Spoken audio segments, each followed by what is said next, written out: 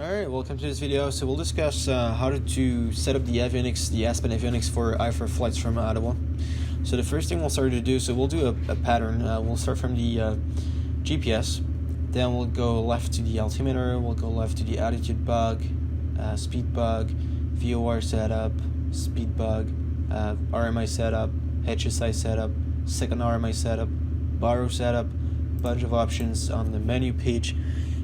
Then we'll go right to the altitude indicator setup, and finally to our transponder setup, which should be on standby, by the way. So first thing we'll do, I'll zoom in on the GPS first.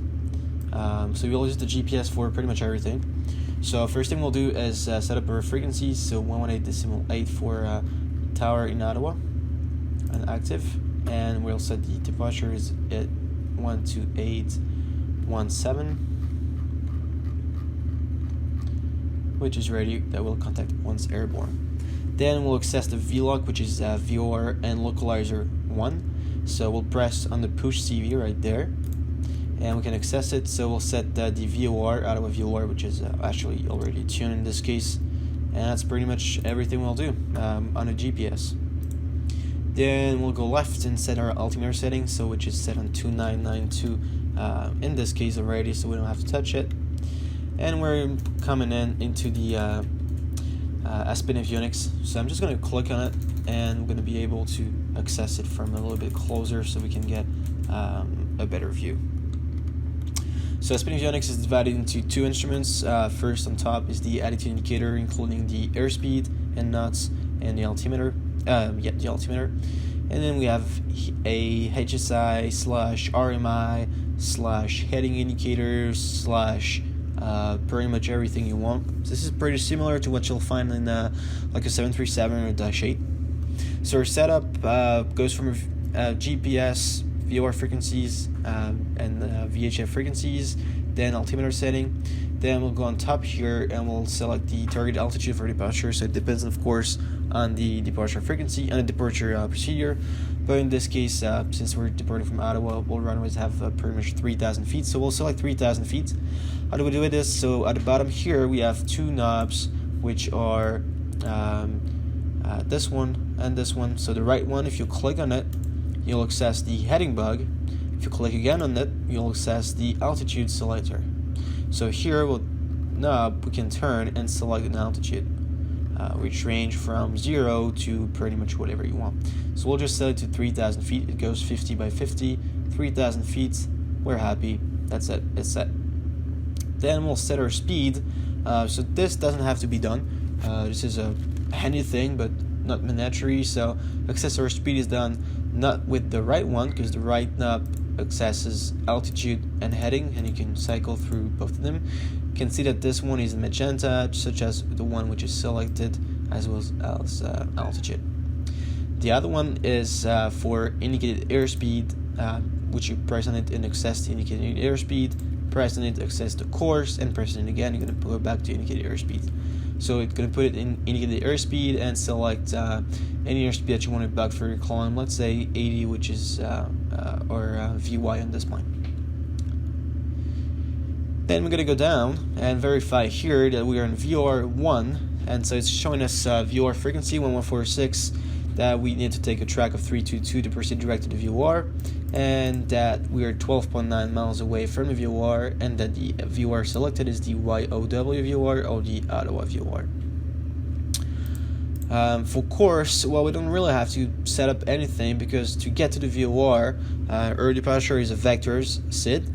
So it means we're going to get vectors to the VOR, and at some point they're going to tell us to proceed direct to the VOR. So two options: either you can use a course, and if I move the course, I can just move it until my arrow points with a 2 flag, which is right there, 2 flag arrow up, and I'm going to turn until it is centered, and it's going to be on 322, because it's telling me that it should be centered on 322 right there. There's actually an even better way to do it, because this we'll use the HSI for the hold setup. So what we'll do is we'll use the RMI, which we have two RMI needles. We have the plain blue one and the empty blue one. So if I click on the plain blue one right there on this knob, it's going to show me to the VOR1, which is set on the frequency here at 1146 confirm, so it's showing us direct to the Ottawa VOR. If I move the course, we can see indeed that it's showing us direct to the VOR. It makes sense because if I if I line up the HSI, it's indeed centered. I'm just going to move the HSI just to make sure we don't have any confusion. You can cycle this to VOR2, which in this case is set to 1146 as well, or to GPS waypoint, in this case, which is set to VISOL, and it's showing us directly to whatever waypoint we've selected in our GPS, and you click again, and it's off. And then it goes again, VOR1, VOR2, GPS, and off. In the center, we're choosing the source for the HSI, so the CDI itself. So in this case, the CDI is in VLOC1, which is in 1146. Here we can see it. So it means that it's going to show us data according to the VOR, which makes sense because when I center it with the RMI VOR needle, it is also centered.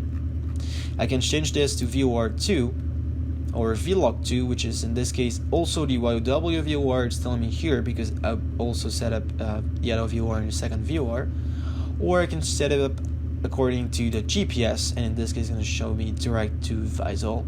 Here you can see it's saying ACRS and ACRS because the course is in automatic mode. So it means when you select it direct to on the GPS, it will automatically move the CDI to match the track desired and show you the track deviation. On top here on the top left, you're always getting the distance, name, and bearing to the selected station, whereas it's a VOR or a waypoint or an ILS or whatever you want.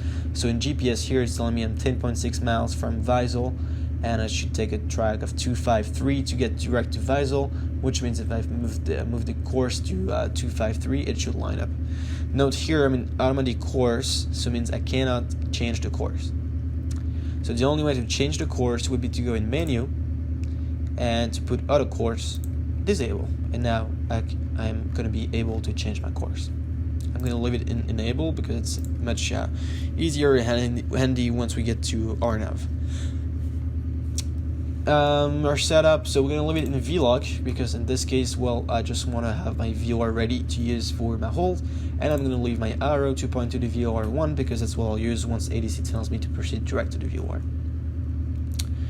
I don't need to use the second RMI because I'm not interested in pointing to anything else. Then moving right, I'm going to set up my barrow. So if I press on barrow, then this right now is going to enable me to change my altimeter setting. In this case, I don't have to change it. It's on 2992. Once I'm happy, I can just unclick barrow, and now I can't access barrow anymore unless I click on barrow again. Here we can change it from a 360 HSI to an arc, like this one. The HSI is much more handy because we have all information on it, so we'll leave it on the HSI. Here we have minimums, so once you click on minimum, on the right knob you can choose minimums, and you can see right there that we can select a minimum, and it will show us the minimum by this little orange bracket on the altimeter. So I don't know, I'll just set it to whatever, to 40 ILS at the end. This doesn't have to be done in the initial setup, just for a demonstration, 570 for instance. If I click on minimum again though, it's going to disappear. So I can just leave it like this, and once I need it, I'll just press on minimum so that my minimums are readily available. 1, 2 here, so you have 2 pages of menu. Here you can press on 2, you have next ride, traffic, and borrow again. We'll not use any of these features. Here you have the range, which is displayed on the bottom left, 20 miles. I can make the range 10 miles, and that's the minimum I can go, and I can go all the way up to 360. So 40s, 80, 160, 320, sorry, not 360. We'll leave it in something which makes sense because we know the VOR is 12.9 miles away. I don't care about seeing 320 miles away. But I want to have my VOR readily available to be seen on my HSI. So I'll leave my distance to probably 20 miles or 40 depending, and I can see here right there that's the VOR logo right there. We're almost done with the setup. Now we only have to set up the second attitude indicator. We can set up our VORs as well. In this case we don't really need them. And finally we'll finish with the transponder right there, which will be set to whatever code you've been given, and you can set it on out once you're ready for takeoff. So this is pretty much everything for the IFR setup for the ASPEN Avionics. Of course, this has to be done once you get your clearance, because you cannot otherwise expect what to do for departure. So a clearance would go as like this, for instance. Golf takeoff Osher is cleared to Ottawa via the Ottawa forward departure, runway 32, flight plan route, squawk 1000, and departure airborne 12817, altimeter 2992. So read back the clearance as is, and then once this is done, we can start the setup from the VOR to VLOG, COM, altimeter, altitude bug, speed bug. Of course, if needed, in this case we don't need to. RMI pointing to VOR 1. Make sure in VLOG if you're planning on using the VOR, in GPS if you're planning on using the GPS. We can set our baro by selecting baro, and we can select our data that we want to input. We can verify here that VOR1 makes sense. Once all this is done, we go right to the attitude indicator and then to the transponder, and that's everything. We're all set up for an IFR departure.